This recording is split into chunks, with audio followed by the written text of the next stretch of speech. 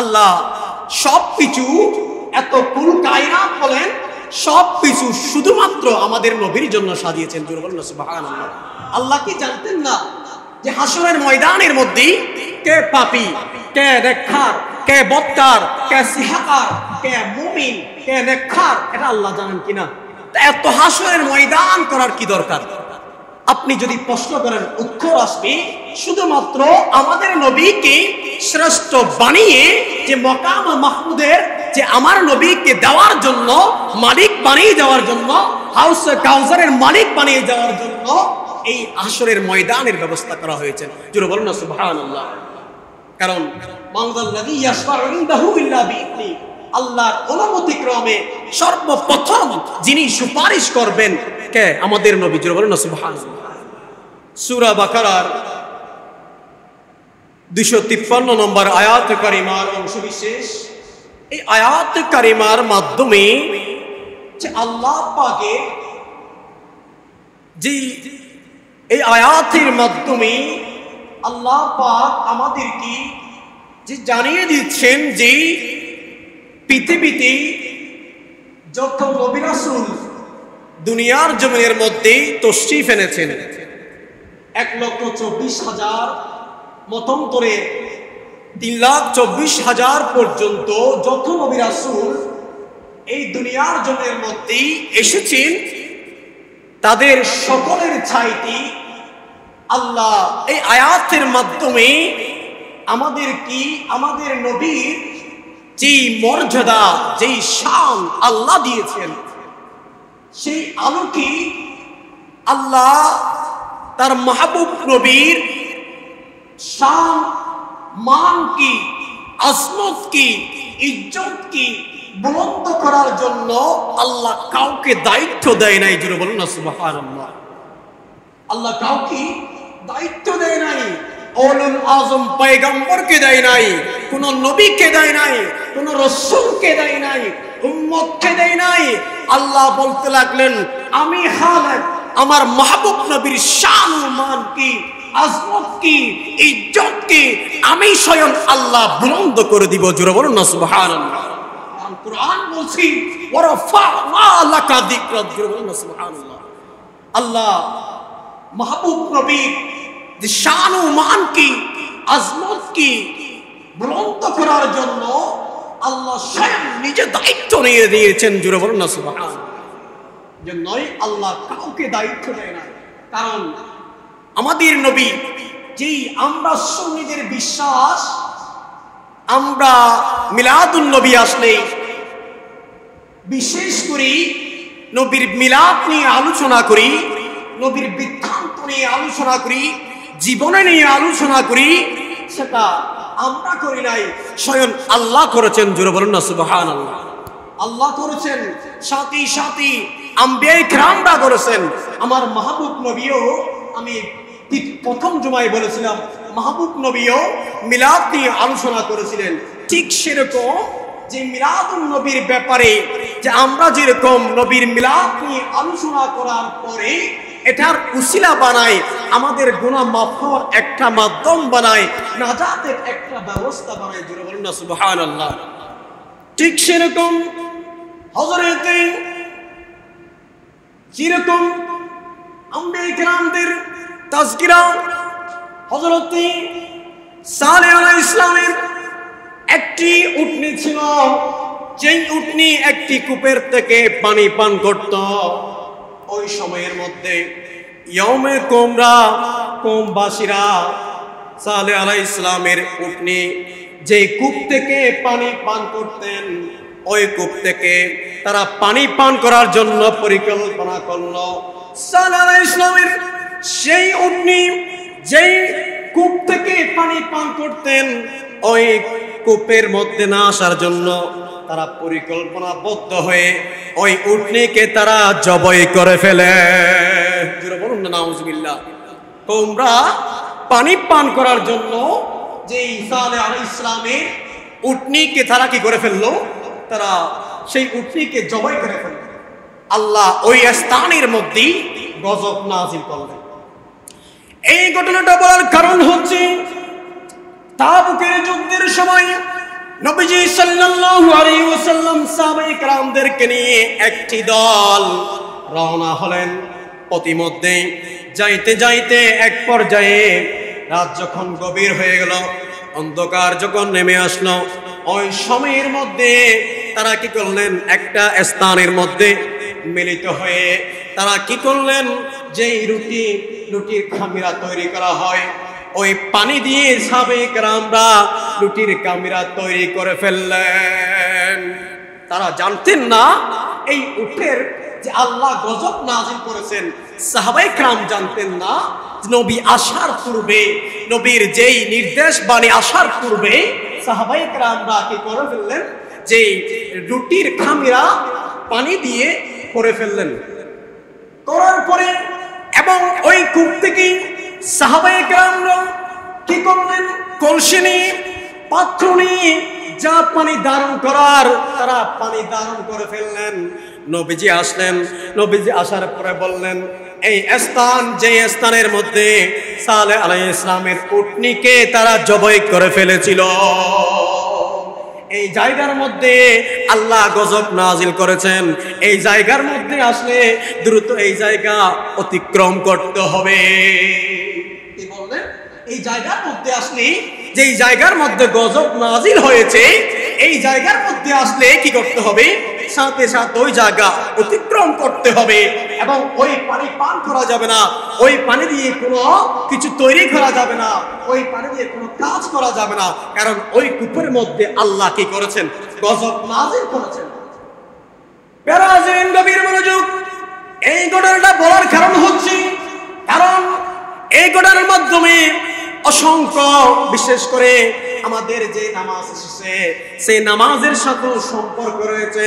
আমি বলতে চেয়েছিলাম, নবীজি যখন নিষেধ বাণী শোনালেন, সাহাবায়ে কেরামরা কি করলেন, তখন সাহাবায়ে কেরামরা বললেন, ইয়া রাসূলুল্লাহ, ইয়া হাবিবাল্লাহ, আপনি নিষেধ বাণী শোনার পূর্বেই আমরা ওই কূপের পানি দিয়ে রুটির খামিরা তৈরি করে ফেললাম এবং আমরা কলসি দিয়ে পাত্র ভরে পরিপূর্ণ করে রাখলাম।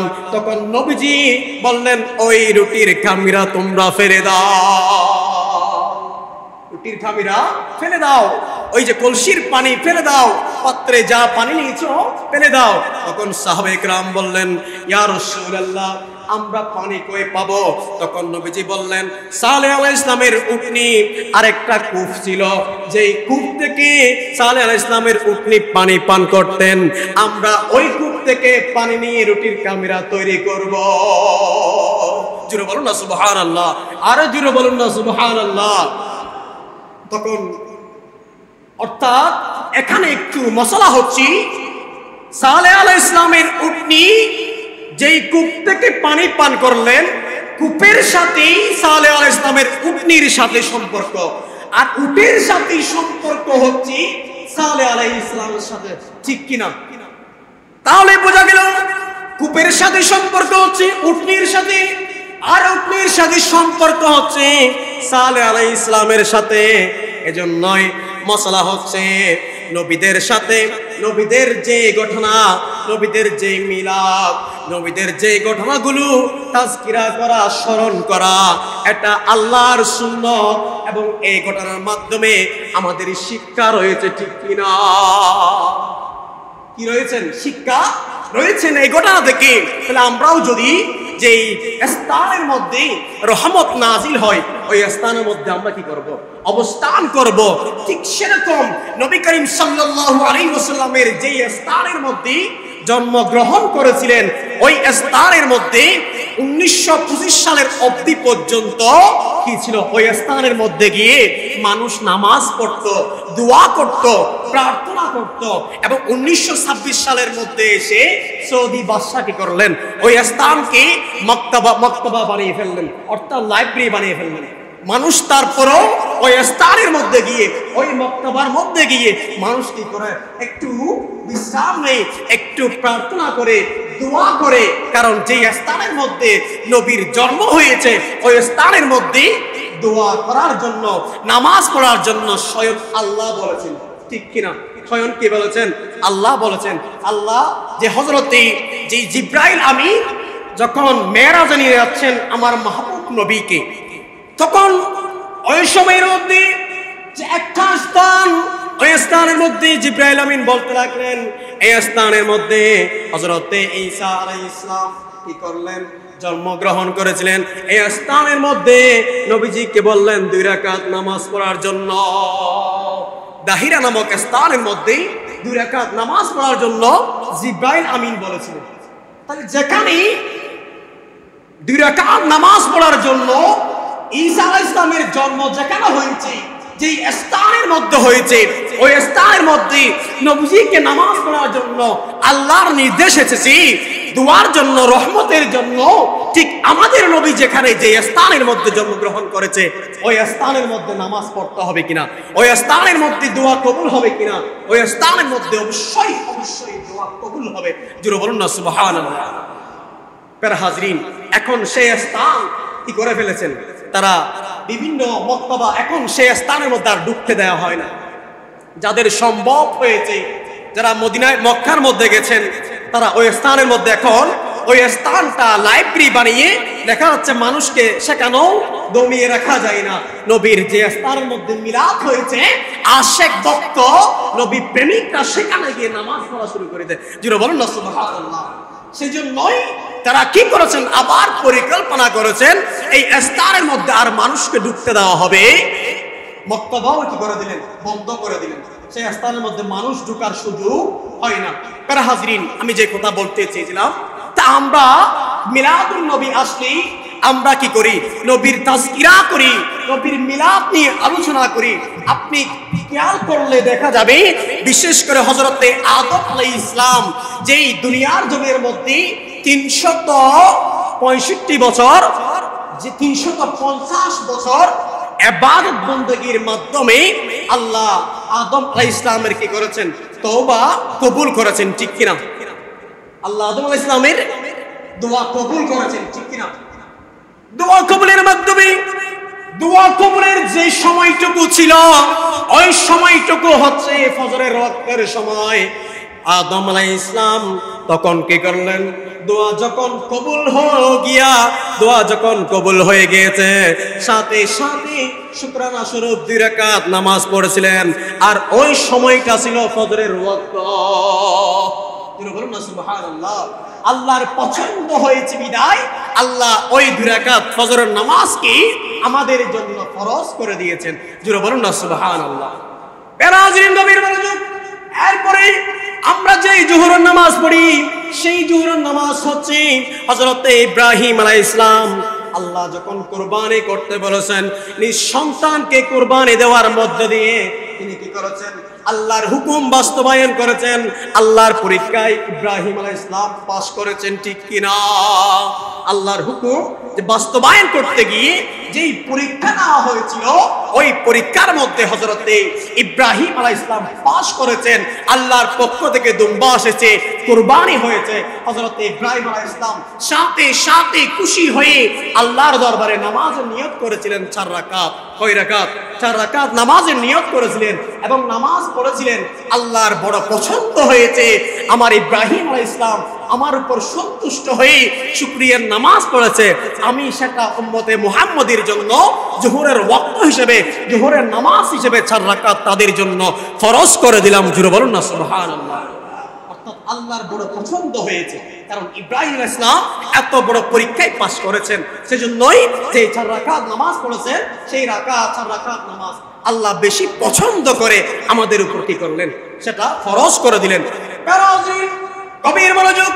আসর নামাজের যেই সময়টুকু হযরতে উযাইর আলাইহিস সালাম কি করলেন, মৃত্যুর পরে 100 বছর পরে যখন পুনরায় তিনি আবার জীবন ফিরে পেলেন, মৃত্যু থেকে যখন জীবন ফিরে পেলেন 100 বছর পরে, সাথে সাথে কি করলেন, তিনি আল্লাহর দরবারে খুশি হয়ে 4 রাকাত ফরজ না 4 রাকাত শুকরিয়ার নামাজের নিয়ত করেছিলেন এবং 4 রাকাত নামাজ তিনি আদায় করেছিলেন।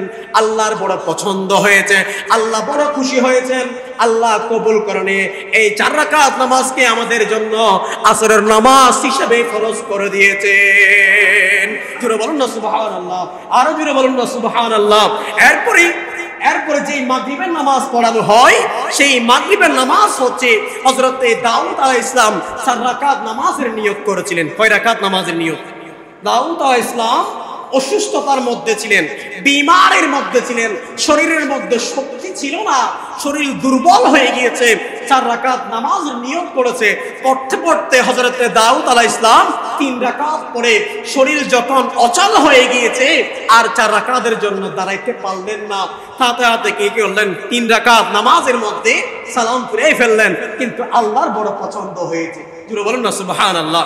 আল্লাহর যখন বড় পছন্দ হয়েছে, আল্লাহ কি করলেন? এই 3 রাকাত নামাজকে আমাদের জন্য ফরজ করে দিয়েছেন। জোরে বলুন না সুবহানাল্লাহ। আর যেই এশার নামাজ আমরা যেই নামাজ পড়ি সেটা আমাদের নবীর স্মরণে। জোরে বলুন না সুবহানাল্লাহ। কাদের স্মরণে? আমাদের স্মরণে। এজন্য আমাদের বিশ্বাস হচ্ছে, আমরা সুন্নিদের বিশ্বাস হচ্ছে, ইন্নাল্লাহ হারামা আলাল আরদি আন তাকুলা আজসাদাল আম্বিয়া। আমরা যদি এখান থেকে মুন্সিবাড়ি জামে মসজিদ থেকে ইয়া রাসূলুল্লাহ বলে ডাক দিলে মদিনা ওয়ালা নবী শুনেন এবং উত্তর দিয়ে থাকেন, ঠিক কিনা? কোরআন বলছি শুধু নবী নয়, নবী নয়, আমার নবীর গোলামরা যদি, আমার নবীর উম্মতরা যদি ময়দানে যায় ইসলামের জন্য, নবীর জন্য যদি তাদের জীবনকে উৎসর্গ করে, তারা ইন্তেকালের পরেও 1000 বছর পরে তাদের লাখ অকত পাওয়া গিয়েছে। জোরে বলুন না সুবহানাল্লাহ। ওয়ালা তাহসাবান্নাল্লাযীনা কুতিলু ফী সাবিলিল্লাহি আমওয়াত ওয়াল আহইয়াউ ইনদা রাব্বিহিম ইয়ারযাকুন। আল্লাহর পক্ষ থেকে তাদের জন্য রিজিকের ব্যবস্থা হয়ে যায়। জোরে বলুন না সুবহানাল্লাহ। তাহলে প্যারা হাজরিন, আমরা যেই নবী পেয়েছি সেই নবী সমস্ত, আজকে যে আয়াত কারিমা আমি তেলাওয়াত করেছি, সমস্ত রাসূলদের, সমস্ত নবীদের মধ্যে শ্রেষ্ঠ। জোরে বলুন না সুবহানাল্লাহ। শুধু তাই নয়, তাই নয়, কিয়ামতের ময়দানের মধ্যে সমস্ত নবী রাসূলদের উম্মতের কাতার হবে 120 কাতার। কত কাতার? 120 কাতারের মধ্যে সমস্ত নবী রাসূলদের কাতার হবে 40 কাতার। আর আমাদের নবীজির কাতার হবে, উম্মতে মুহাম্মদীর কাতার হবে 80 কাতার। জোরে বলুন না সুবহানাল্লাহ। আরেকটু জোরে বলুন না সুবহানাল্লাহ। তাহলে উম্মতের দিক থেকেও শ্রেষ্ঠ, নবীর দিক থেকেও শ্রেষ্ঠ, যেই কোরআন পেয়েছি সেই কোরআন শ্রেষ্ঠ, ঠিক কিনা? আমরা ভাগ্যবান কিনা? আমরা বড় ভাগ্যবান। একটু দূরে শরীফ আল্লাহুম্মা সাইয়্যিদিনা মুহাম্মাদ ওয়া আলা আলি মাওলানা মুহাম্মদ। প্রিয় হাজরিন, বিশেষ করে আমরা যেই শাফাআত, যে হাসর নাসর মিজান সবকিছুর মধ্যে এত কিছু আসলে সাজানো হয়েছে আমাদের নবীর জন্য, ঠিক কিনা? এজন্যই আল্লাহ সবকিছু, এত কুল কায়নাত বলেন, সবকিছু শুধুমাত্র আমাদের নবীর জন্য সাজিয়েছেন। জোরে বলুন সুবহানাল্লাহ। আল্লাহ কি জানতেন না যে হাসরের ময়দানের মধ্যে কে পাপী, কে নেককার, কে বদকার, কে সিহাকার, কে মুমিন, কে নেককার, এটা আল্লাহ জানেন কিনা? এত হাসরের ময়দান করার কি দরকার? আপনি যদি প্রশ্ন করেন, উত্তর আসবে শুধুমাত্র আমাদের নবীকে শ্রেষ্ঠ বানিয়ে, যে মকাম মাহমুদের, যে আমার নবীকে দেওয়ার জন্য, মালিক বানিয়ে যাওয়ার জন্য, হাউস কাউসারের মালিক বানিয়ে যাওয়ার জন্য এই হাসরের ময়দানের ব্যবস্থা করা হয়েছে। জোরে বলুন না সুবহানাল্লাহ। কারণ মানযাল্লাযী ইয়াশফাউ ইনদাহু ইল্লা বিইذনি, আল্লাহর অনুমতি ক্রমে সর্বপ্রথম যিনি সুপারিশ করবেন কে? আমাদের নবী। জোরে বলুন না সুবহানাল্লাহ। এজন্যই প্যারাজরিন, ওই হাসরের ময়দানের মধ্যে সমস্ত নবী রাসূল, সমস্ত নবী রাসূলদের উম্মতরা ইয়া নফসি ইয়া নফসি ইয়া নফসি করতে থাকবে। উম্মতরা একত্রিত হয়ে সমস্ত নবী রাসূলদের কাছে যাবে, হযরত আদম আলাইহিস সালামের কাছে যাবে। আদম আলাইহিস সালাম বলবে, আমি নয় বাবা, আমি নয়, এরকম বলে।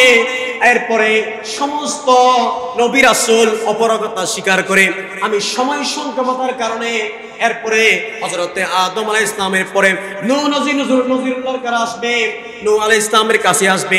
আসার পর কারণ যেই রাসূলদের মধ্যে সর্বপ্রথম রাসূল হলো নূহ নজিরুল্লাহ। হযরতে আদম আলাইহিস সালাম রেফার করবে নূহ নজিউল্লাহর কাছে।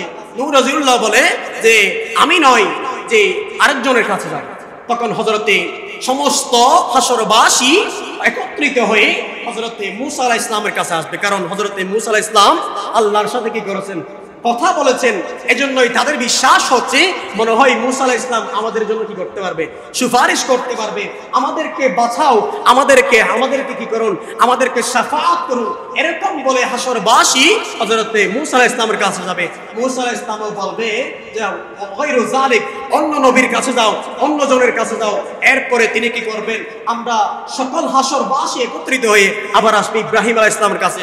ইব্রাহিম আলাইহিস সালাম বলবে আমি নয়, গায়রু যালিক, অন্যর কাছে যাও, অন্য নবীর কাছে যাও। এরপরে তারা একত্রিত হয়ে কি করবে, হযরতে ঈসা আলাইহিস সালামের কাছে আসবে, কারণ ঈসা হচ্ছে রূহুল্লাহ, ঠিক কিনা? এজন্য সেই বিশ্বাস নিয়ে ঈসা আলাইহিস সালামের কাছে আসবে। ঈসা আলাইহিস সালাম পারবে না, আসবে শেষ পর্যন্ত তিনি বলবেন আমি এমন একজন নবীর সংবাদ দিব যেই নবীর জন্য এই হাসর কি করা হয়েছে, হাসরের ময়দানের ব্যবস্থা করা হয়েছে। জোরে বলুন না সুবহানাল্লাহ। তাহলে সমস্ত হাসরের মধ্যে কি করবে, যে সমস্ত হাসরবাসী ইয়া নফসি করবে।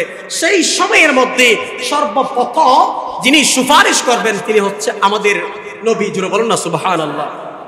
আল্লাহর অনুমতি ক্রমে, কার ক্রমে? আল্লাহর অনুমতি ক্রমে সর্বপ্রথম যিনি সুপারিশ করবেন, তখন আমাদের নবী কি করবেন, যেই আল্লাহর যে আরশ আজিমের নিচে, আরশের নিচে সাথে সাথে সিজদায় পড়ে যাবে, রব্বি হাবলি উম্মতি, রব্বি হাবলি উম্মতি। যতক্ষণ ইচ্ছা আল্লাহ ততক্ষণ সিজদার মধ্যে রাখবেন। জোরে বলুন সুবহানাল্লাহ। আল্লাহ যতক্ষণ ইচ্ছা ততক্ষণ রাখবেন। এরপরে বলবেন, এক পর্যায়ে বলবেন ইয়া মুহাম্মদ ইরসা রাসা, ইয়া মুহাম্মদ ইরফা, আপনি সর মুবারক তুলুন, আপনি মাথা তুলুন, সর তুলুন, মাথা উঠান। ইয়া রাসূলুল্লাহ, ইয়া রাসূলুল্লাহ, ইয়া হাবিবাল্লাহ, যান আপনি শাফাআত করুন, আপনার শাফাআত মকবুল করা হবে। জোরে বলুন না সুবহানাল্লাহ।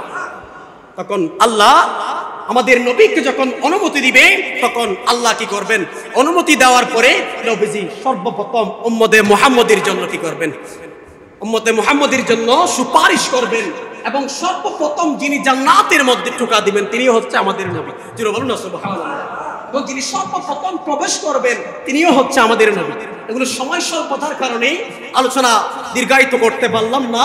বিশেষ করে আজকে অনেকগুলো অ্যানাউন্সমেন্ট রয়েছে, সেজন্যই এত বিশাল পরিসরে এটা আলোচনা করা সম্ভব নয়। অর্থাৎ আমরা যেই নবী পেয়েছি সেই নবীর শান মান সমস্ত কুল কায়নাতের কাউকে দেয় নাই, কোন নবীকে দেয় নাই, কোন উলুল আজম পয়গম্বরকে দেয় নাই, উম্মতকে দেয় নাই। আল্লাহ বলতে লাগলেন আমি খালেক, আমি মালিক, আমি স্বয়ং আল্লাহ। আপনার শান, আপনার মান, আপনার ইজ্জতকে আমি আল্লাহ বুলন্দ করে দিব। জোরে বলুন না সুবহানাল্লাহ। আল্লাহ বলতে লাগলেন ওয়ারাফা'না লাকা যিকরাক। জোরে বলুন না সুবহানাল্লাহ। শান এবং মানের আজমানতের দায়িত্ব আমাদেরকে দেয় নাই, স্বয়ং কে নিয়ে নিয়েছেন? আল্লাহ নিয়ে নিয়েছেন। প্যারা হাজরিন, এই সময়ের মধ্যে এতগুলো ঘটনা তুলে ধরার কারণ হচ্ছে যে আমরা নবীর যেই মিলাদের আয়োজনা করতেছি, নবীর বৃত্তান্ত আলোচনা করতেছি, নবীর শান মানকে আপনাদের সামনে বুলন্দ করলাম। যেই সুন্নিরা শুধু নবীর শান বাড়ায় না, সেটা আল্লাহ বাড়িয়েছেন। কারা বাড়িয়েছেন? আল্লাহ বাড়িয়েছেন। এই জন্য এই শান মানের কারণে, নবীর মুহাব্বতের কারণে, আলোচনার কারণে আমাদের জন্য একটা নাজাতের ব্যবস্থা হবে। আমরা গুনাহগার, আমরা পাপী, আমরা নামাজে দাঁড়াইলে একবার বহদ্রাত, একবার কামাল বাজার, ঠিক কিনা?